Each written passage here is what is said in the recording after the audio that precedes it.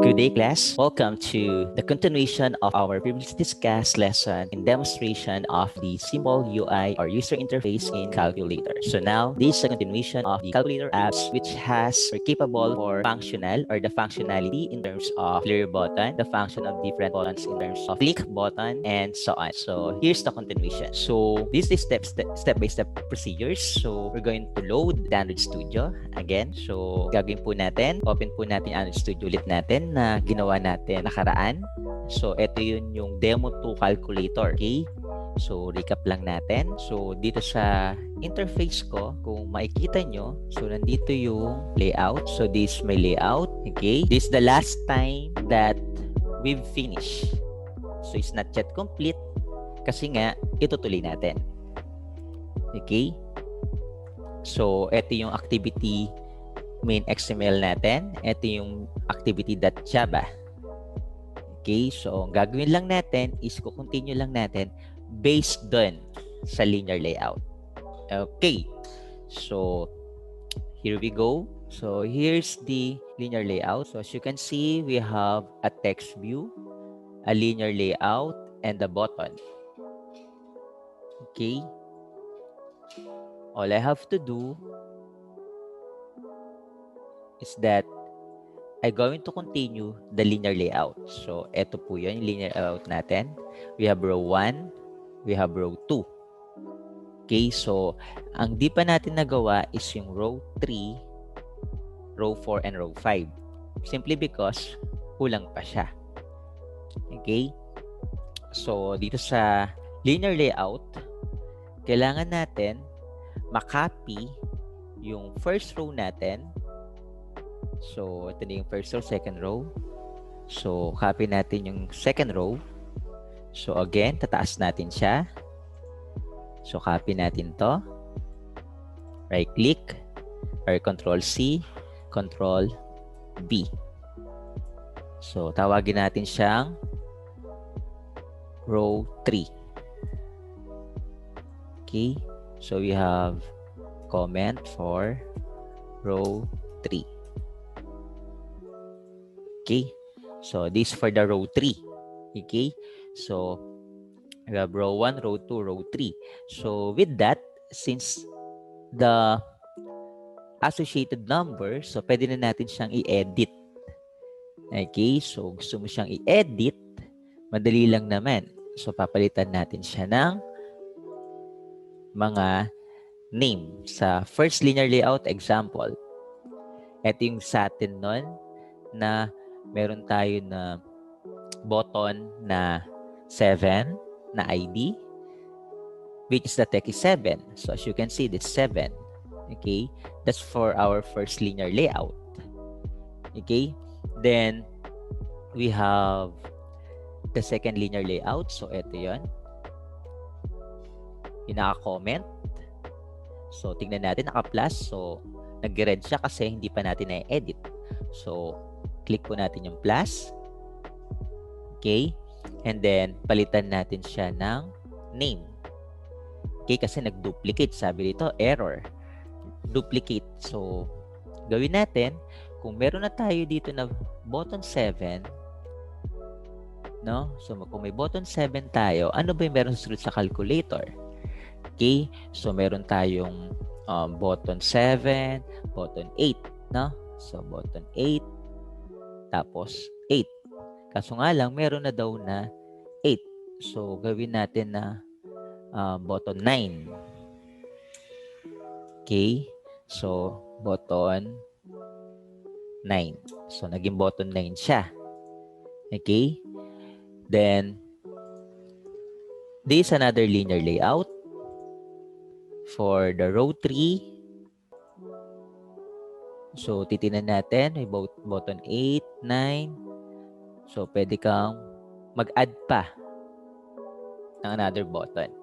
So, kung titignan mo sa layout natin, nandito na yung mga rows natin, kaso wala pang column. Okay? So, paano yun? So, check natin yung codes natin. Okay? Isa-isa through the first linear layout. So, check natin yung linear layout natin dito. Kung naka-vertical, yes, check. Okay? Tas eto, dapat naka-horizontal. Ayan. So, pwede ka kasi mag-add pa rito ng isa pang button.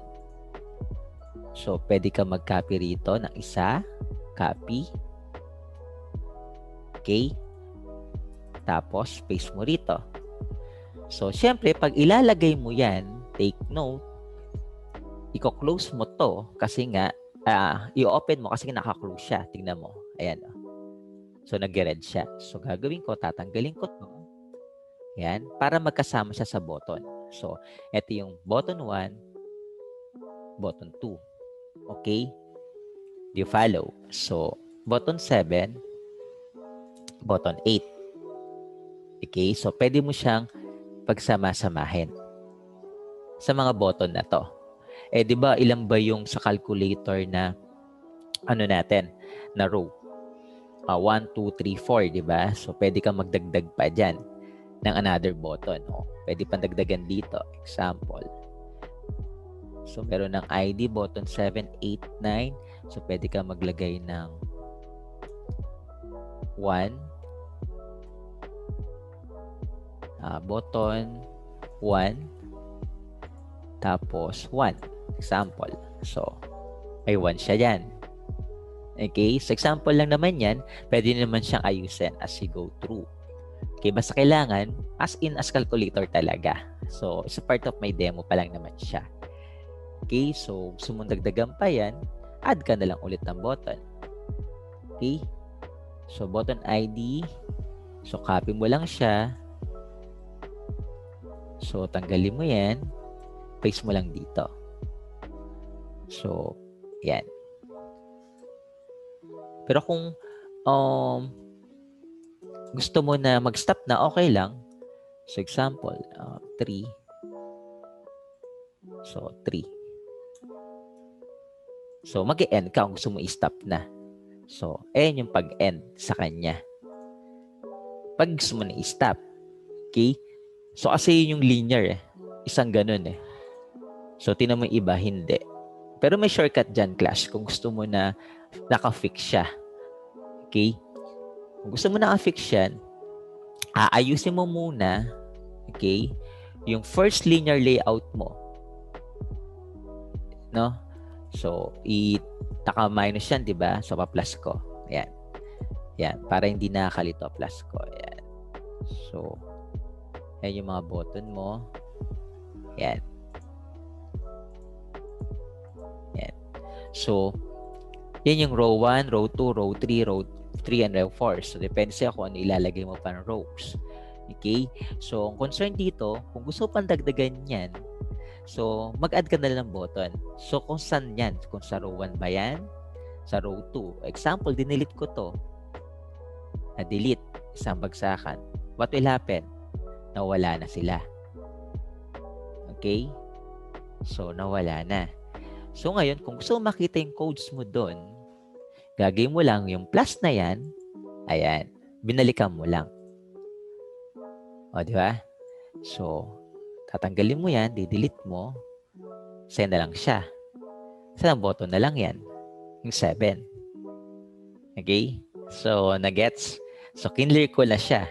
Para at least makita mo na yun yung nanggaling yung mga linear layout, yung mga button-button na yun. Kasi kanina, yun yung continuation So, maganda siguro kung balikan natin, okay, yung malinis na nandyan pa, yung isa pa lang. Para at least, madali lang mag-copy-paste. Maganda kasi kung na-perfect mo na isang button na naka-layout na, tsaka natin siya ayusin according talaga sa setup ng Calcu. So, kaya dinilit ko siya. Okay? Para at least makita nyo na from the scratch, nag-add tayo. Okay? Which is, sabi ko nga, yung button 7, unang-una. Okay. So, after nun, syempre, nag-red siya, dadagdagan ko pa siya ng button. So, example, button. Yan, button. Then, lagay ko ng ID. So, equal to ID. At ID. So, lalagay mo yung ID mo, yung button. So, tignan mo mabuti kung nasa loob ng parenthesis, ha? Kasi nagiging common error pagka hindi siya naka-insert mabuti. Kunyari yan, at yung ID na tatawagin mo. So, technically, nag-error siya. Simply because hindi pa siya naka-close doon. So, di-delete ko. Yan. Di ba, pagka yan, kinlose mo, tapos na. Nag-end na.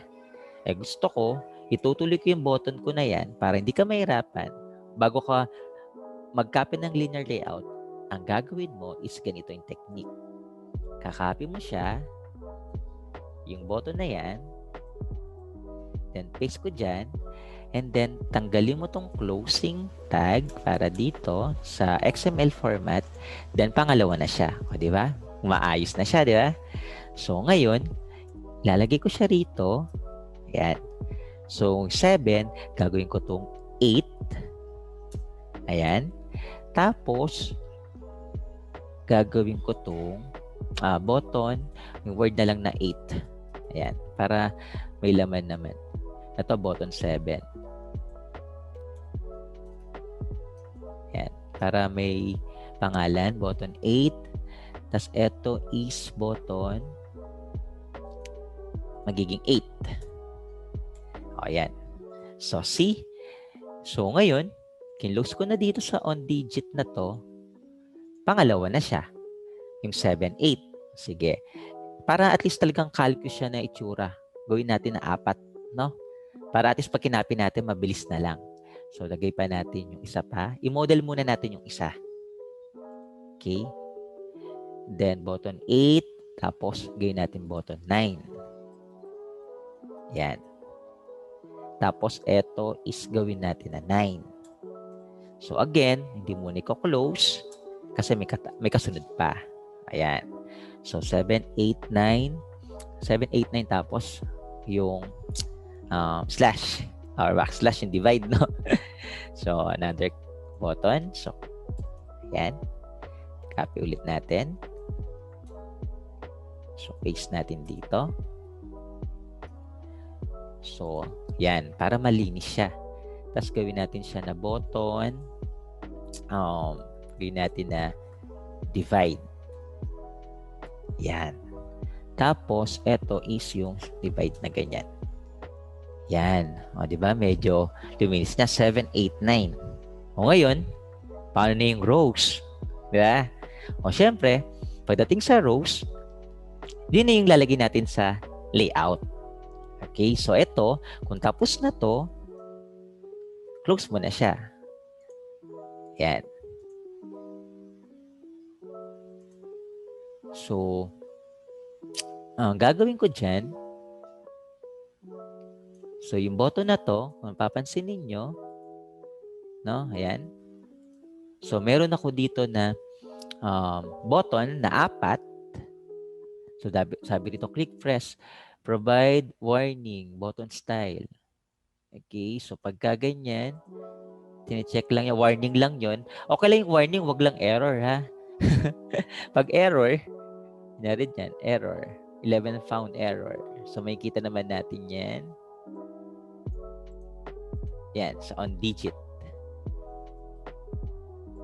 So, dito sa button. Yan. Okay? So, through that, so, nakita mo na yung part ng nilayout natin. So, kailangan mo na siya na lagyan ng linear layout. Okay? So, ito kasi yung button. Ito yung linear layout. Okay? Kasi titignan mo, may linear layout pa rin dito. Hindi close na natin isa. Okay? So, ito yung linear layout ng begin. Yan. There's the first row. Okay? So, ito yung in-end natin. So, pag kasi in-end mo siya, tapos na. O, end natin. Yan. Yan. Para tapos na yung pinaka-row niya. Okay, sino pa? Linear layout. So, close natin si linear layout. Okay. So, linear layout. Yan. So, may nag-red pa ba? Galing, di ba? Wala na. So, ganun mag-debug class, hindi pwede yung aalis tayo nang hindi siya mawawala yung red, sakit sa mata kasi pag may mga red. Yan, di ba? Malinis. O, di ba? Step by step. So, nakuha mo na yung 7, 8, 9 na maayos. Di ba? Maayos. Ngayon, para hindi ka malito, ito yung technique dyan. So, yung button na to, yan, para at least nakaayos, ipa-plus ko, yan. So, under ng isang linear layout na lang. Ayan. Ito yung sinasabi ko. So, ito yung first row. Tinawag ko siya. Tingnan nyo class. Shortcut to. Ito yung first row ko. In line 17. Gagawin ko, isang bagsakan na lang tong plus na to. Isang copy lang yan. Control-C, Control-B. Then, paste mo dito. Yan. O, di ba? Nagpangalawa. Magic. So, gagawin ko dyan, tatawagin ko siyang row 2. So, copy ko to. O kahit sabay mo na kaya na i-copy, okay lang. Trip ko lang na maglagay pa ng ganyan. O, di ba? Row 2. So, nagdalawa na. Siyempre, ikaw, effort mo dyan, yung plus sign, i-edit mo ngayon loob niya. Yan. So, siyempre, tapos ng 7, 8, 9, so, siyempre, meron tayo na 4, 5, 6, di ba? So, example lang to Pero pwede nyo palagyan kung anong gusto nyo susunod. So, dito, kaya nag-error kasi kinapi mo, nabasa niya na yung 7. So, gagawin mo rito, gagawin mong button 4. Ayan. So, naging 4 siya. Siyempre, di pa pala kasi di pa natin nalagay yung text na 4. So, text 4. So, tingnan mo sa layout. Naging 4, di ba? Magic. Ayan, naging 4. So, ganun yun. So, nakuha mo yung first button, naging 4. Tapos, dito naman, sa susunod, ang gagawin mo naman, extract mo ulit yung plus. Ayan. After ng 4, gagawin mo, susunod sa 4. 5. Very good. So, 5. So, gagawin mo 5. So, meron ka ng 5. O, di ba? Uy, teka lang. 5 ba yun? Control-Z natin. Okay, button 5. So, text 5. Ayan. So, ayusin na lang natin mamaya yan. So, button 5, 0DP, 5, 6, and so on. So, next is 5, tapos button 6. Yan, automatic yan, class. Okay, mag-fix yan kasi naka-layout yan. Maganda rito kasi pag kinodes mo talaga, kusa siya magle-layout. Kasi pag dinadrag-drag mo kasi yan, ang tendency, nawawala yung pinaka-layout view. At the same time, at least kabisado mo kung saan mo siya pinupuntahan. Okay, kasi kukul mo siya mamaya sa Java Kaya alam mo dapat kung saan mo siya ni-insert. So, I strongly advise na i-hardcode mo siya. Okay? Madali rin naman kasi. So, button 6. Basta alam mo yung technique. Okay? So, button 6. Tapos gawin mong 6. Kaya pala. Okay. Yun. Ang weight ko, naging 5. Dapat dito is 1 lang. Diba? Na-carried away ako doon. Diba? May kita mo yan Weight mo kasi 1. Bakit naging 5 kanina? So, mali ako ng type. Galing. Nakita ko agad. So, dito, so, nalagay mo button 6. And then, dito, gawin mo 6. Yan. So, anong susunod sa 6? Kung divide, anong susunod sa divide? Button 6. Sa calculator, sa ilalim niya, multiply, no? So, button, multiply. Okay, so ngayon, lalagay mo dito is sa multiply, is yung multiplication, paano yung asterisk or x, asterisk na sa programming, asterisk yan. Para program yung dating. Ay, bakit ganun? Mali. Dito yan, tas dito, asterisk. Yan. Di ba? So, align na siya. So, meron ka ng second row. Kompletin na natin, class, para at least pagka kinode natin, lahat magka-functions. Okay, step by step. So, okay na tayo dito. So, Na-build nating 7, 8, 9. Divide 4, 5, 6. So, kulang pa tayo ng 1, 2, 3. O, sige, tuloy na natin. So, para hindi kayo malito sa codings, again, igawin mo, plus mo yan kung okay na. Balikan mo siya. So, yan, gawin mo siyang ganyan. Okay? Kasi pagka kasi nakikita mo na maraming code, syempre, natataranta ka eh. Ganyan tayo eh. O, at least yan malinis, di ba? O, linear layout number 2, row 2. Ngayon, gawin ko row 3 naman. So, copy ko lang yan. Okay? Ipipaste ko dyan. O, gawin kong row 3. O, di ba? Ang galing, class. Tingnan nyo dito. Naka-fix siya. Ang ganda kasi, fix siya. Hindi mo na kailangan na adjust na ganun-ganunin yung cursor mo. Kasi nasa code siya. Not unless, papita mo yung codes. Okay? So, ito magiging row 3. Siyempre, edit ka na naman ulit.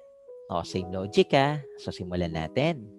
So, meron ka ng button na 4. Siyempre, nag-stop tayo sa 4. Siyempre, sunod is 3. So, 1 muna. Kasi left mauna yung 1. Okay? So, gawin natin button 1. So, button 1. Ayan. So, magiging 1. Ayan. O, diba?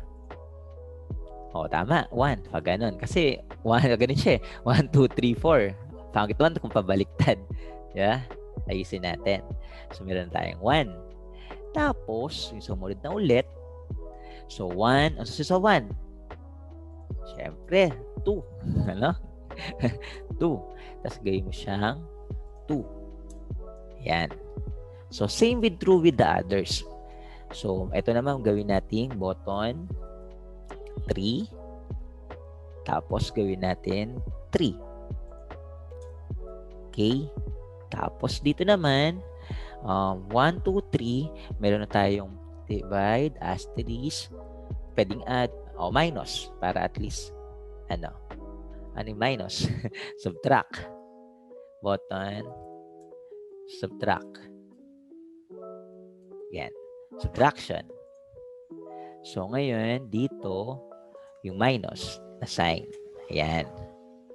O, di ba? May minus na tayo. So, yan, nakita natin. So, meron tayong 1, 2, tignan nyo ha, 1, 2, 3 rows.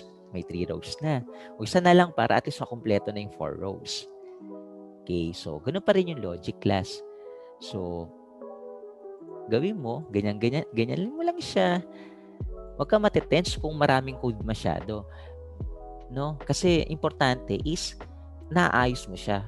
O kasi minsan pag maraming codes, ina-hide ko eh. Para at least, yung alam ko rin susunod kasi perfect na yun eh. Copy ko na lang. O perfect na yung 3.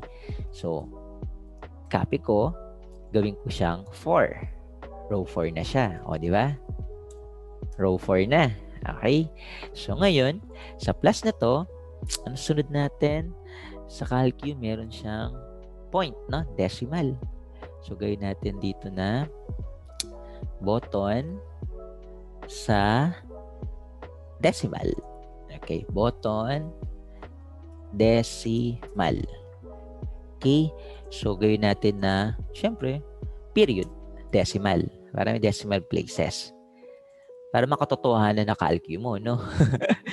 And then, sumunod ng decimal, sunod sa decimal, point 0, no? Tama, 0.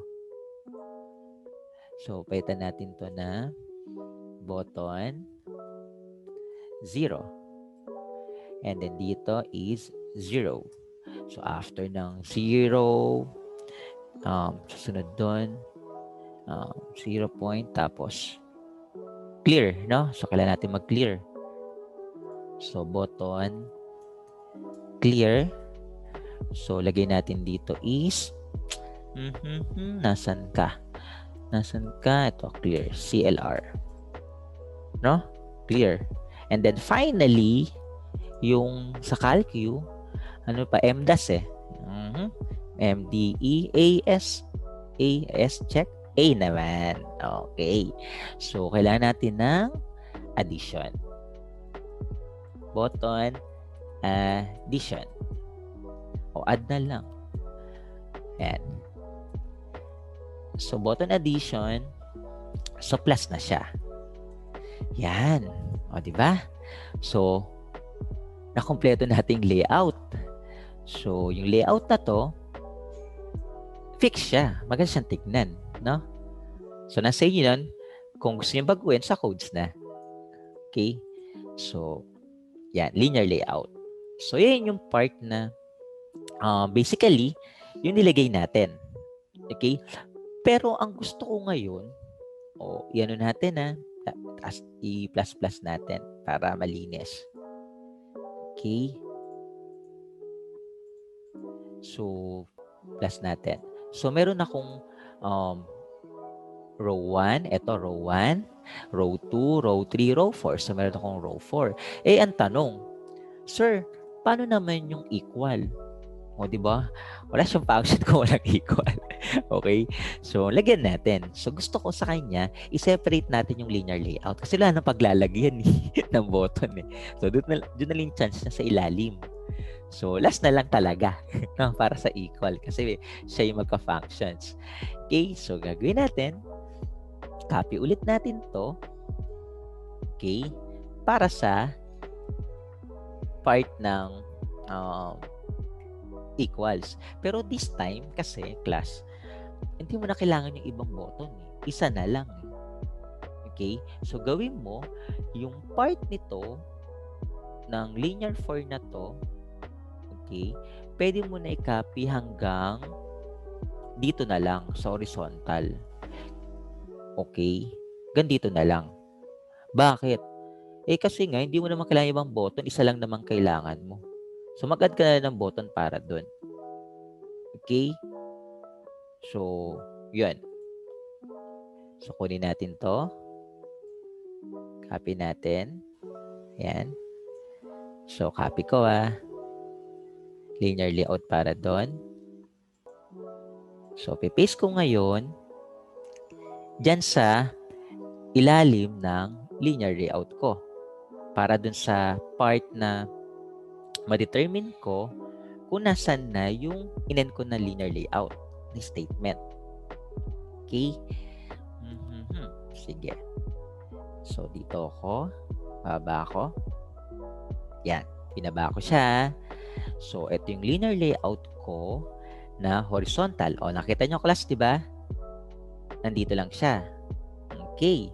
So, with that, so, kung close mo itong linear layout mo, so, close natin, linear layout. So, naka-close na. So, ito yun. Okay. So, meron tayong recap natin. May width, height, weight. So, same scenario. Nandun siya. Close na natin. Okay.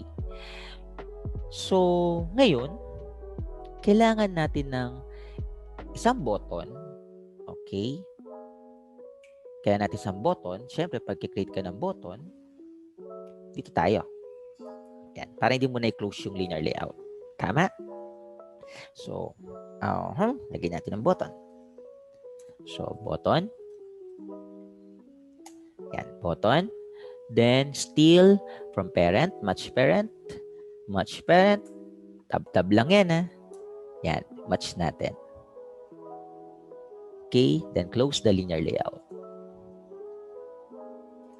So, para naka-match-match siya. O, di ba? Naka-match siya. Okay. So, ngayon, asan yung si text ko? Wala pa. Kaya natin yung Android natin. No? Yung text natin. So, Android text. Then, tawagin natin siyang tatawagin natin? Equal. So, ma-equal na siya dito, no? And then, of course, kailangan natin ng ID, no? So, lagyan natin ng Android. Then, ID. So, yung ID, ilalagay natin dito yung papangalan natin ng ID. So, ang ID is button equal. Ayan. Oh, sir, nag-red. Siyempre, kailangan mo ma-close, no? So, Yan. Wala nang red. Yan. So, ito yung linear layout. Tignan nyo open, close. Button open, button close. So, yung mga ganong simpleng bagay, huwag kakalimutan na kasi hindi siya mag-execute. So, yan na. May equal na. Ayan. Ganyan po siya. Okay? So, ngayon naman, kailangan natin kunin yung linear layout na to para mag-ano siya, yung mag-fix siya. Pwede natin na ilagay siya, yan, ipasok natin sa, cut ko lang cut natin. Ipasok natin sa loob, sa labas ng linear layout natin na dito. So, linear layout, na-close ko, dito sa loob. Paste natin dyan. Okay, so, dito kasi, tignan natin may linear layout ako. Wait, close natin para maayos. So, na-close yung linear layout. Pwede kang maglagay kasi yung pinakalas natin yung on digit, di ba? Dito, recap natin ang last natin is on digit. So, eto, di ba? Yung last natin. Tapos may linear layout tayo. So, dito natin ilalagay. Yung kinat ko. Di ba? Nag-cut ako. So, ngayon, ang gagawin ko, ipipaste ko doon. Control V. Ayan. Di ba? Mas maganda siya ngayon. Nakapasok siya. Nakafix na siya. Nais ko lang. Kinat ko lang siya, ha? Baka malito kayo, Kinat ko lang para maayos tingnan. Yan. Tingnan nyo. Di ba? Yan. Alam mo naman, maganda. Design ka muna. Pero may codes din siya. Yan. Okay? So, yan na yung perfect na, natin. Perfect talaga, ha? na mga botas na nilagay natin. Okay? So, pwede mo i-adjust yan if you want. Okay? So, para lang mag-function siya. So, malinis na, no? So, alisin natin.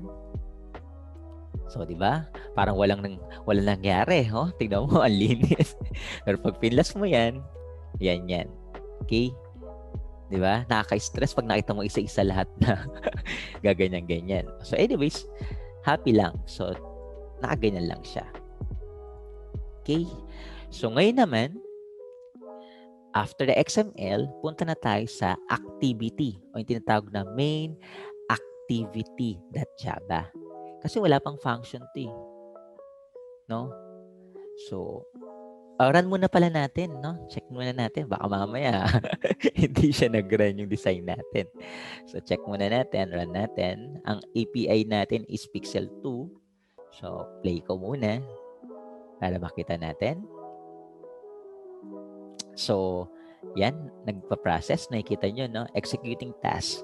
Gradle, building, running. So, yung sa'yo ng Gradle, yung buong package na, niya, run niya. So, loading state. So, ito yung loading state na process. So, pinabasa niya. Kasi kanina pa lang ako mag-run So, mamaya, hindi na ganyan. Okay? Hindi na yung mag-load pa. So, ino-load niya yung current state na nag-open dito. Okay? And then, kung may nakita kayong bulb, press mo yung enter niyan.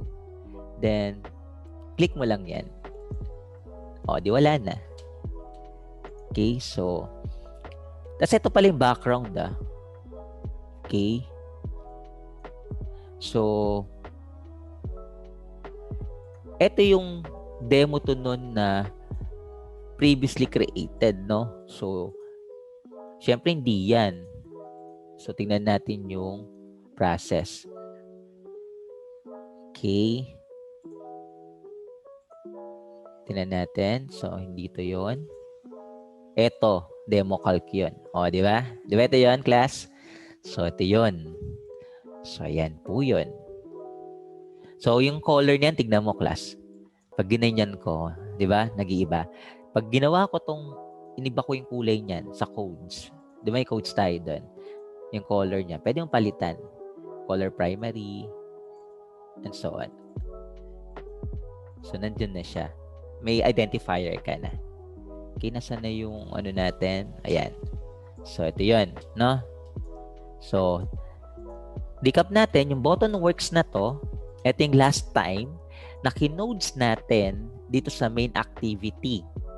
Okay, ito yun. O, tingnan natin na. Ito yung pagka-kinlik ko, button works. Oh, lahat naman yan button works. Nag-works yan. Walang problema. Kasi, na-discuss ko niyan last time.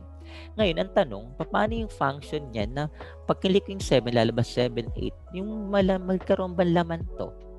So, ayun yung susunod nating. Yun yung susunod kong explain. I-demo. O sige, gawin natin. So, balik po tayo doon sa Android Studio natin. Okay. Nasaan na yung Gradle ko? Nasaan na yung design ko na siwalaan sila?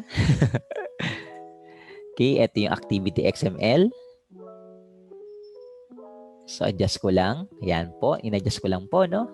So, ngayon naman po, dito tayo sa activity. Okay, explain ko isa-isa, no? Though tapos na to, so recap lang natin, yung toast sa lecture natin kanina, di ba? Pag sinabing toast, siya yung mag-show ng particular functions ng isang button. Magdi-display. Di ba? Remember? So, yung sa lecture ko, may toast dyan, hindi ko muna siya gagamitin. So, comment ko muna. Yan. Comment sa Java is ganyan. So, gagawa ako ng panibago. So, mag-set ako ng digit. So, yung digit, yung on digit, kung titignan natin yung main program natin, meron tayong on digit dyan, di ba? Yung first function na button. So, ito. So, 7. On digit, remember? Yan, on digit. So, yan yan, di ba? Si on digit na to. So, ito yan, si on digit. Na-declare na siya. So, gusto ko mangyari, tawagin siya, okay? Tawagin siya in a way na ilalagay ko yung mismong input. So, check natin kung may input, ha? Tignan natin yung pinakauna. So, check natin yung pinakaunang gawa natin.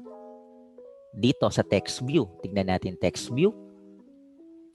Text view. Oh, wala pa. So, gagawin mo, baka makalimutan mo, ilagay mo dito yung input. So, lagay natin dito yung Android. Okay. Yung ID is equal to, example, at ID, then example, TB input. So, yan. Yan yung pangalan ng first text view ko. Yung may kita. So, ngayon, nag-read siya, di ba? Kasi nga, hindi mo pa na call dito. So, para ma-call yun, as you can see here, we have the button. So, ngayon naman, ang gagawin natin dito sa main activity natin, okay? So, yung public void natin, still on digit, since on digit yung nakalagay dito. Okay? So, ang gagawin natin, papalitan natin siya ng ibang process. So, example, etong click na to is para sa 7. So, example, lagay natin is on 7. So, para i-on niya yung 7. So, pag in-on natin 7, dapat mag-on yung 7. So, gagawin natin dyan. Comment natin. Comment muna natin to. So, lagay natin is public void. So, on click on 7 natin. So, yung on 7 na yan, kung titignan mo, dito siya sa on 7. So, yun yung pinaka naka-declare siya sa main activity. So, pwede mo i-click na lang yan, automatic pupunta na siya doon para hindi ka na mahirapan. So, delete mo na lang yan. So, yan. And then, after that, toast mo na lang siya para mas mabilis. So, toast, still, press enter. So, ilagay mo na lang dyan is, example is 7. So, mag-show siya doon. Okay? So, run nga natin. Oo, technically mag-error pa siya kasi kulang pa. Okay? So, on 7. The next is, palitan natin siya, no? On 7. Tapos i-on natin to as on 8. Then, on 8. On natin yung 9. Then, on natin yung divide. So, next is, kumpitin na natin, no? Para at least, call na lang natin ng call mamaya. Tapos dito is on digit. Sa 4, on 4. On natin yung 4.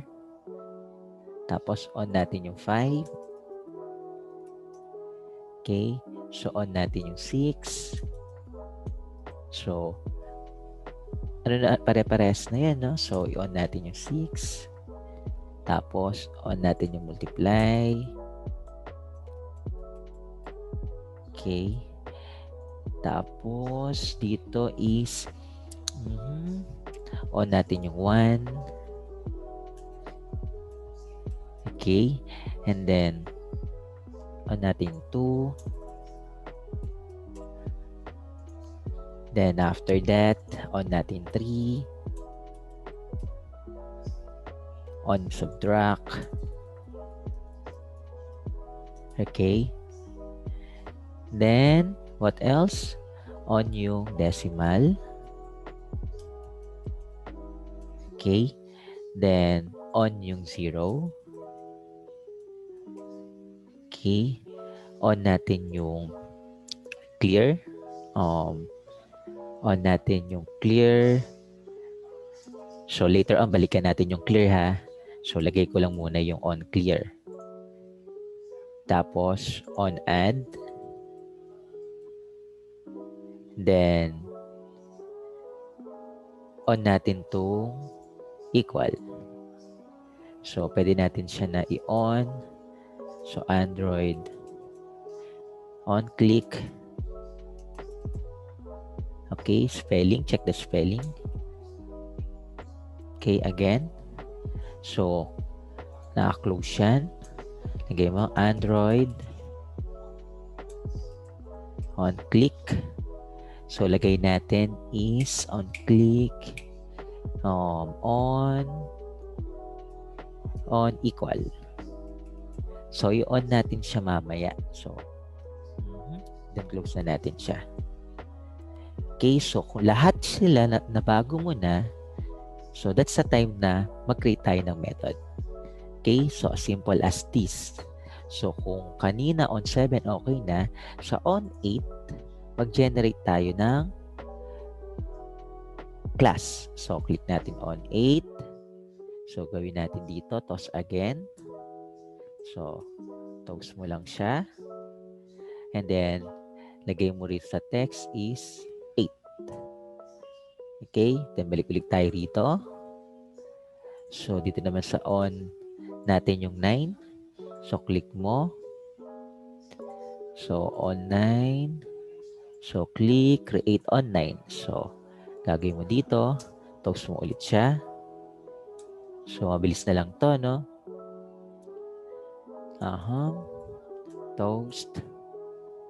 And then ilalagay mo dito is 9. Okay? Then, balik tayo rito. Okay? Wala nang error doon. Tapos, dito sa divide.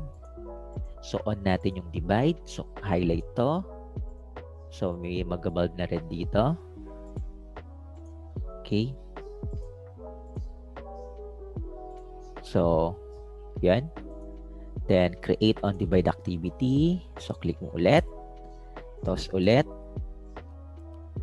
And then, ilalagay mo dito yung text na divide. Okay? And then, balik ulit dito. On divide, tapos 4. So, dito, click natin para sa 4. Okay? So, toss ulit natin. So, toast natin ulit. Okay? So, para sa 4. So, tapusin na natin, ha? Para makita natin yung magiging process. Then we have here the button 8, button 5. So by 5. So gagawin natin, create tayo para sa 5. So toast natin. So 5 para sa 5. Okay, and then balik tayo rito. So wala nang error. So yung on 6, create tayo ng class for on 6. Then toast ulit natin. Okay, so tatawagin natin siya na 6. Okay, and then next, we have here multiply. So create tayo dito. So toast ulit natin. Then text for multiply. Multiply will be asterisk. Asterisk. Okay, that's the multiply. Okay, the asterisk sign. And then next is we have 1 for the button 1. So create tayo for 1. Okay, toast natin. So for 1. Okay, and then right after that we have 2. So gawin natin siya is 2. So toast natin. So gawin natin dito as 2. Then next, on 3. So create tayo. Gawin natin dito na toast. So 3. Okay, and then subtract. So create ulit tayo on subtract. So toast. Okay, wait. So as you can see here, okay, so dito tayo sa toast ng 3. Yung subtract, eto. So hindi ko na create na override. Ayan. So toast. Okay, so this one is minus. So check nyo rin, no? Baka mamaya nagkakaroon ng triggered. For example, ito. So may bulb siya rito. So sabi niya, change access modifier. Okay. So public lang siya. Okay. So here, as you can see on subtract, yeah, subtract, letter T. So tingnan nyo, no? So dapat pareha sila dito on subtract. So technically on subtract. Yan. So tama. So tama na siya rito. Okay, good. So now, we're moving on. We have here decimal. So lapit na, no? So click natin to. Create on the decimal. So toast natin yung para sa decimal. Okay, so decimal is period. Okay. Then next, we have here 0. So click natin to. So generate natin for 0. So toast ulit natin. Okay, so toast. And then we have 0. And then we're moving on. Clear and add na lang siya, no? So yun na lang. So clear. So toast natin.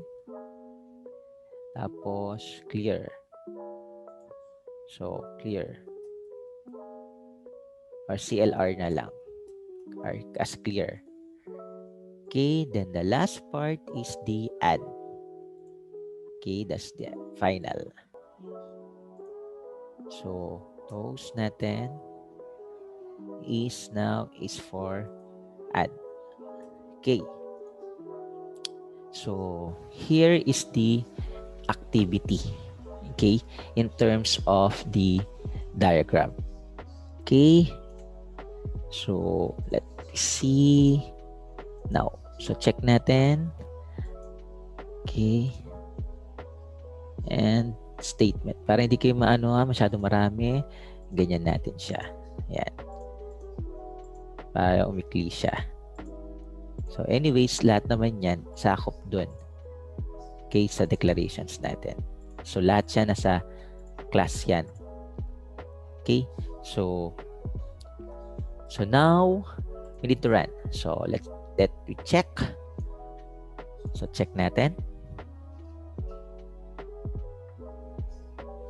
So, while it's running, so, dapat ang maging output niyan, once na nag-run, pag pinrest ko, lalabas yung particular process. Okay? So, check natin si Gradle natin. Yun. So, button 7. Button 8. Yan. Kita nyo, no? So, 4, 2, lumalabas. Okay? So, kayo, ayusin nyo na lang siya.